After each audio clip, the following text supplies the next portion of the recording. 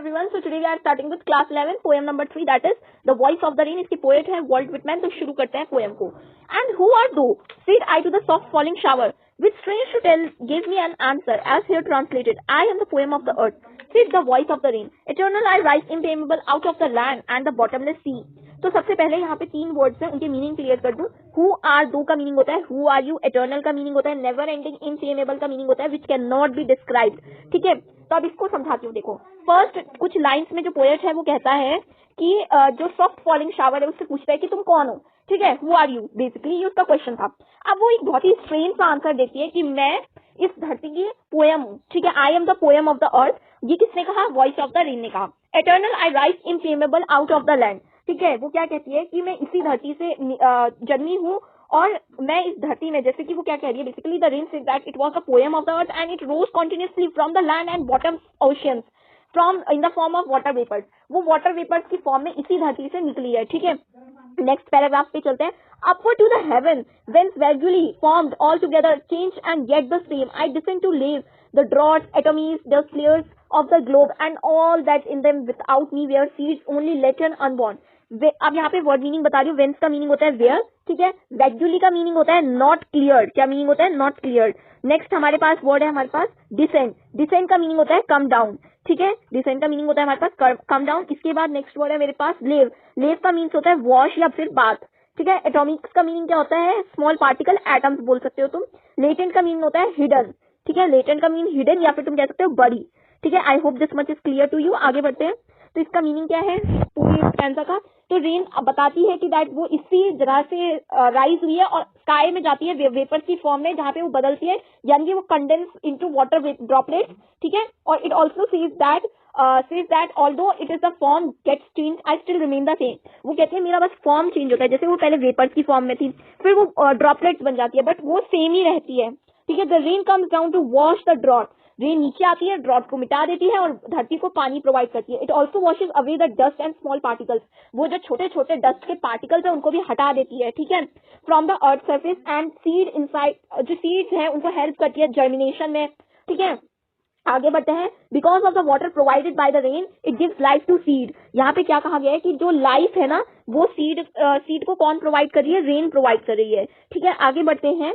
And forever by day and night I give back life to my own origin and make pure and beautify it.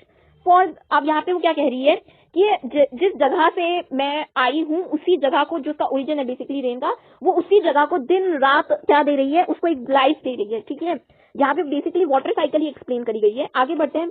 For the song issuing from the birth place after fulfilment wandering. ठीक है, rect और अनरेक्ट डली the love return. ठीक है, अब यहाँ पे rect और अनरेक्ट का मीनिंग क्या होता है कि हमने कभी केयर करा हो ना करा हो रेन की आवाज, it does not affect the rain not the poet if someone listen to the rain और नॉट. ठीक है, रेक्ट और अनरेक्ट का मीनिंग होता है केयर या फिर नॉट केयर. ठीक है, तो पोएट कहता है हमने कभी ध्यान दिया हो ना ध्यान दिया हो, बट रेन तो आती है धरती पे. ठीक है, I hope this much is clear to you. अब यहाँ पे पोएटिक डिवाइस डिस्कस कर लेते हैं. उससे पहले एक छोटी सी रिवीजन दे देती हूँ इस पोएम की.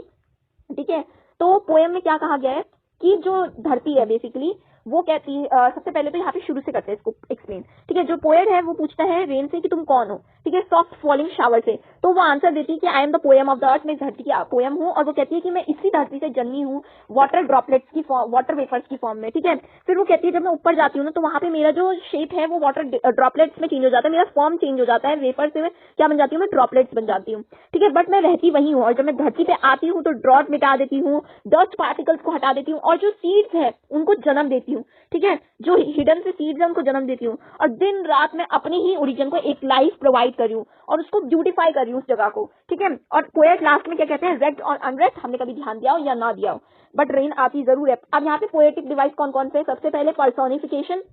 पर्सोनिफिकेशन कहाँ पे यूज हुआ है?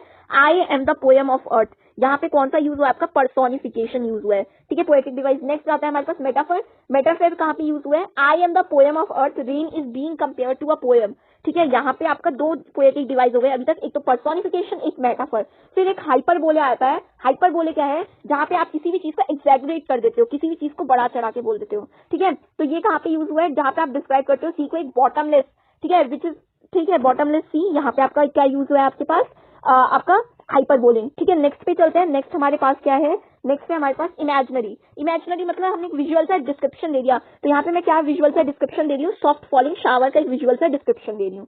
I hope this much is clear to you. यहाँ पे टोटल 4 पोएटिक डिवाइसेस सबसे पहले आती है सॉफ्ट फॉलिंग शावर में, तो वहाँ पे क्या यूज हो रहा है आपके पास, वहाँ पे आपके पास इमेजिनरी यूज हो रहा है क्योंकि वहाँ पे आप इमेजिनेशन डाल रहे हो, ठीक है। Next one I am the poem of the अर्थ, इसमें मेटाफर भी यूज हुआ है, पर्सोनिफिकेशन भी यूज हुआ है। इसके बाद बॉटम ऑफ द सी में आपका क्या यूज हुआ है, आपका बॉटम ऑफ द सी में आपका क्या यूज हुआ है, हाइपर बोले, जहाँ पे आपने एक्सैगरेट कर दिया वर्ड्स को। I hope this chapter is clear to you. अगर आपको कोई भी डाउट हो तो आप कमेंट्स में पूछ सकते हो। Thank you.